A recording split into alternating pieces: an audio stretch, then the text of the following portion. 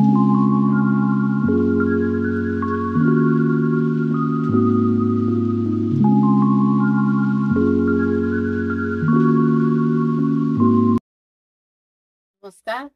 আমি চলে এসেছি ছোট্ট অনন্যা রান্নাঘরে।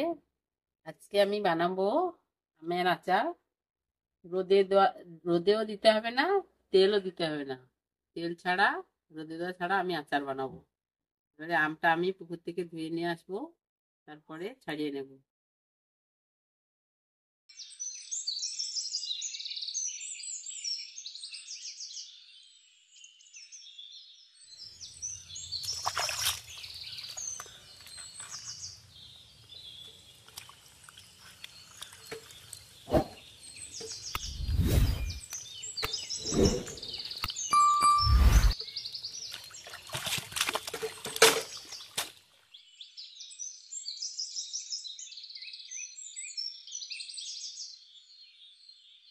আমটা আমি ধুয়ে নিয়ে চলে এসেছি। এবারে ভালো করে গামছা দিয়ে মুছিয়ে নেব,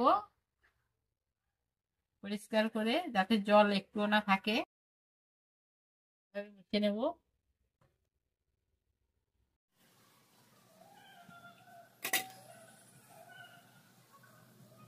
আমটা মোছা হয়ে গেছে, এবারে আমি কেটে নেব।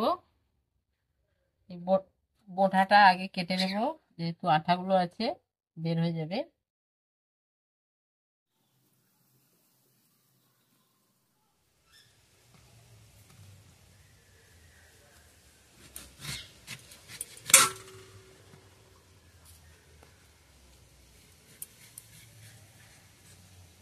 একটু ভালো করে ছালটা বেশি করে তুলে দিতে হবে।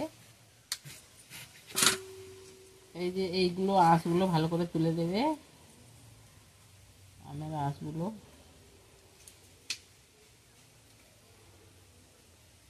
এবারে কেটে নেব।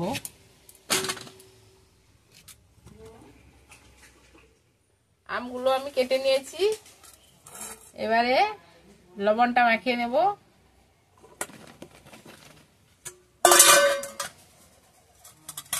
এইটা লবণ মাখালে জলগুলো ঝরে পড়ে যাবে, তাহলে আর জল থাকবে না, আচারটা করতে ভালো হবে।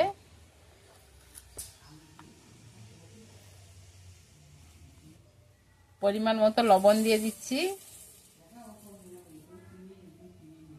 লবণের জলটা ঝরে যাবে, তার জন্য একটু বেশি করে লবণ দিলাম। আমি কিন্তু এই আমচুরগুলো আর ধুইনি, একদম জলে দেইনি। আমটা গোটা আম পুকুর থেকে ধুয়ে নিয়ে এসে একদম মুছে নিয়েছি, আর একদম জল দিইনি।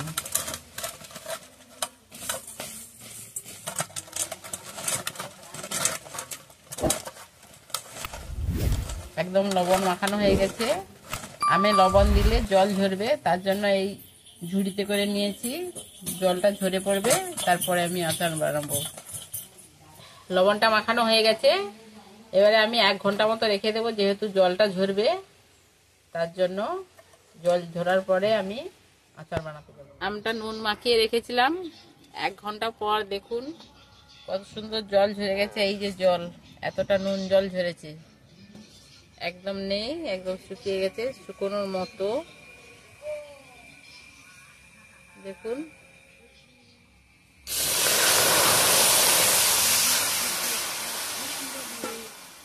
আমি কড়াইতে 1 লিটার মতো জল দিয়েছি।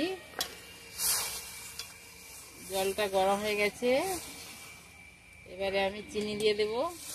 যে টক মিষ্টি ঝাল আচার, তার জন্য চিনিটা ফুটিয়ে নিতে হবে।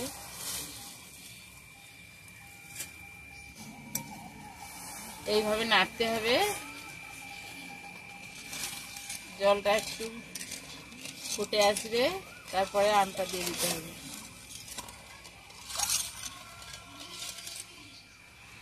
আমি 500 গ্রাম মতো চিনি দিয়েছি, চিনিটা মিলিয়ে গেছে। এবারে আমি আমটা দিয়ে দেব।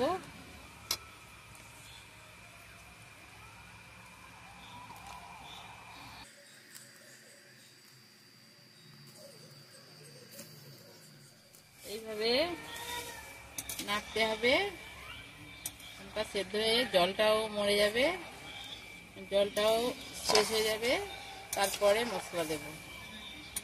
এইভাবে নেড়ে চেড়ে রাখতে হবে।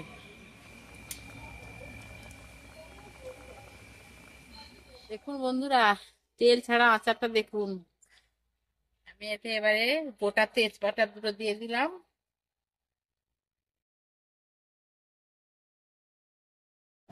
মশলা দিইনি, মশলা দেব একটু পরে দেব। এই যে গোটা গোটা হয়ে আছে।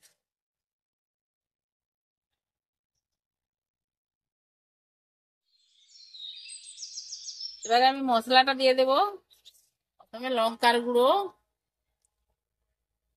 1.5 চামচ মতো, 1 চামচ মতো পাঁচ ফোড়নের গুঁড়ো গুঁড়ো করেছি, এটা 1 চামচ মতো দিয়ে দিলাম। জিরে গুঁড়ো করেছি বাড়িতে আধা গুঁড়ো, এটা একটু বেশি দেব, 2 চামচ মতো দিয়েছি। এবারে ভালো করে নেড়ে চেড়ে নামিয়ে নেব।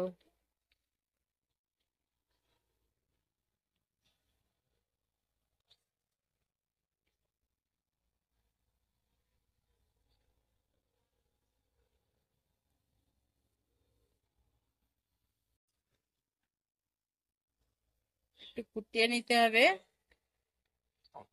তারপর নামাবো।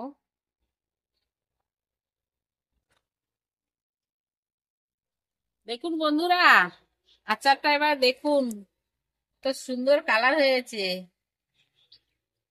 তেল ছাড়া, রোদে দেওয়ার ঝামেলা নেই, রোদেও দিইনি। একদম সঙ্গে সঙ্গে আম কেটে 1 ঘন্টা পরে আমি আচারটা বানিয়েছি। দেখুন কত সুন্দর হয়েছে, আর খেতেও খুব ভালো। বন্ধুরা, আগের আমের আচারের ভিডিওটা আমাকে খুব তোমরা ভালোবাসা দিয়েছো এবং সাপোর্টও করেছো, তার জন্য তোমাদের অসংখ্য ধন্যবাদ। আমার হয়ে গেছে, এবারে আমি তুলে নেব।